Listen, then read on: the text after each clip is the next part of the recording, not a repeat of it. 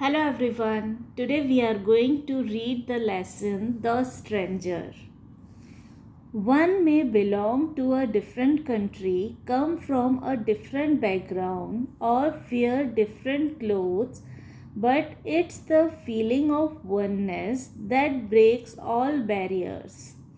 Read an account of how young Jason breaks all barriers of language and custom and establishes a bond with his grandfather, who is Chinese.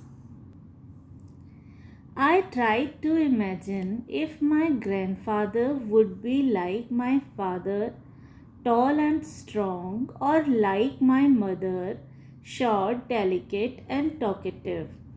I had forgotten whether he was my paternal or maternal grandfather. Even after searching my mind for early images of my grandfather, I couldn't remember anything about him. We all stood expectantly at the airport watching the passengers file out into the receiving room. Grandfather's Chinese background made him impossible to miss. Dressed in a traditional blue jacket, he walked with the dignity of a general inspecting his troops. His penetrating black eyes scanned the hall in search of us. My parents rushed to greet him.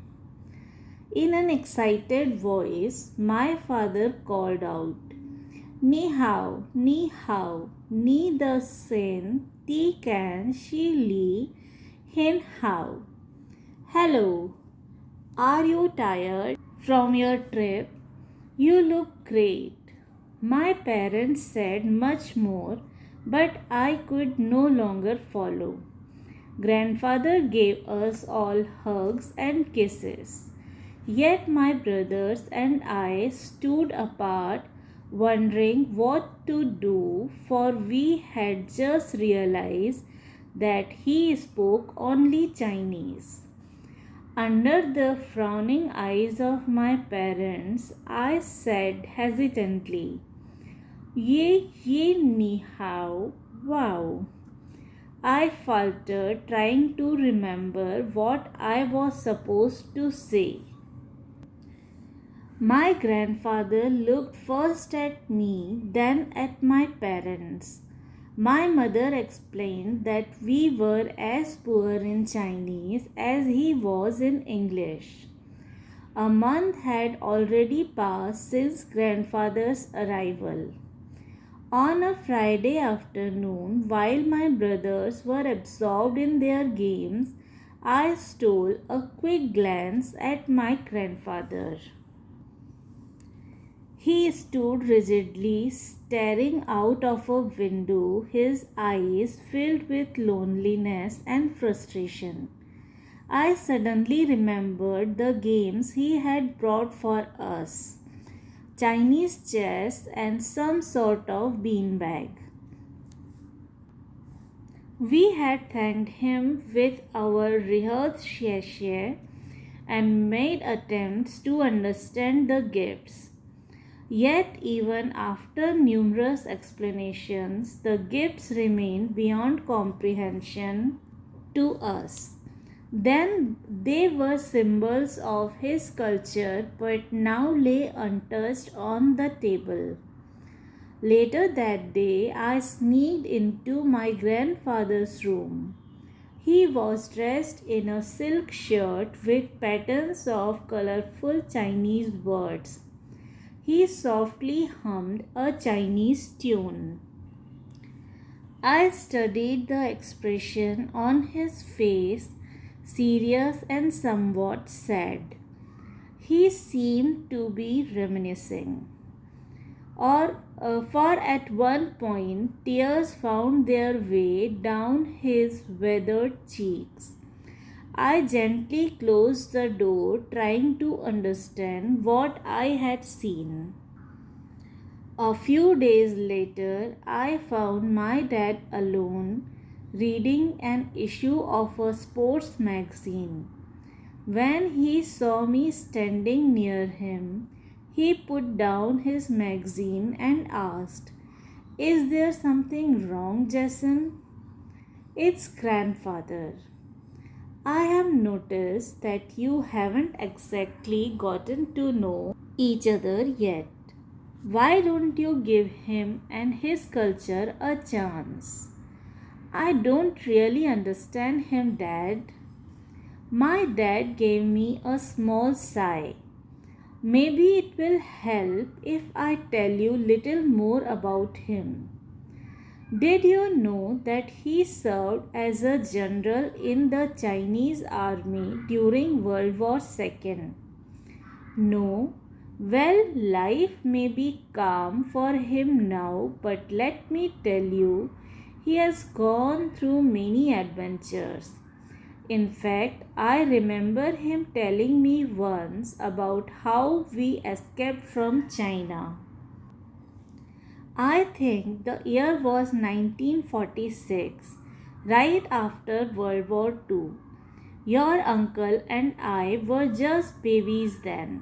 Your grandfather and grandmother put all their money and valuables in our diapers as we rushed to get on a ship before it was too late. Soldiers patrolled everywhere, so we had to be careful. Despite our precautions, the soldiers stopped us about 3 miles from the sea.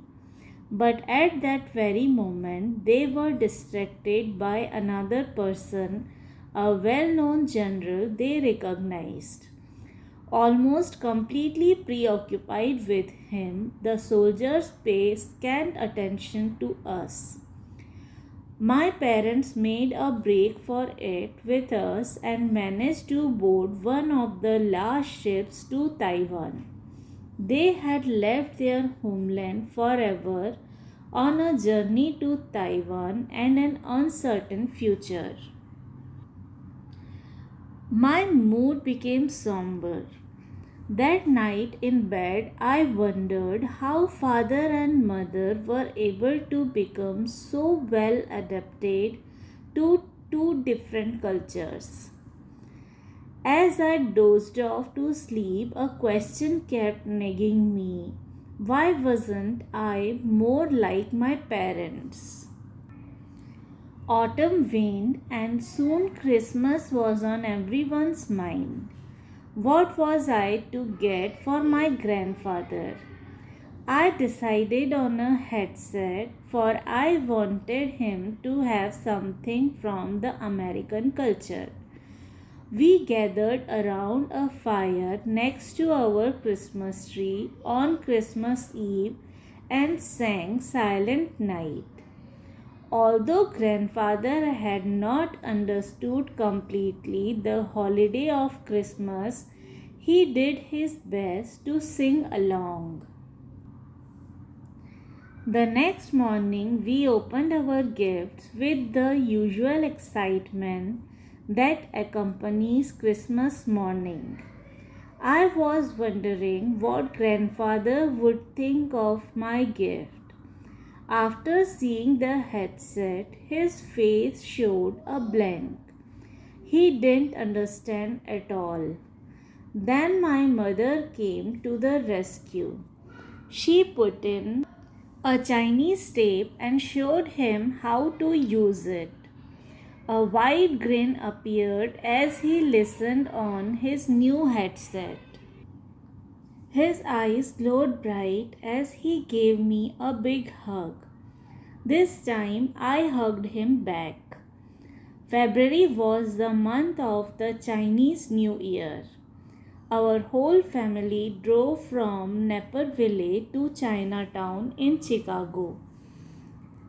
The streets were crowded and there were neon lights flashing Chinese characters I couldn't read.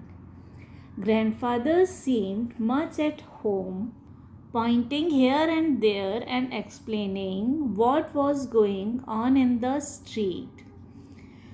A brilliant full moon symbolizing the new year showed off its full splendor.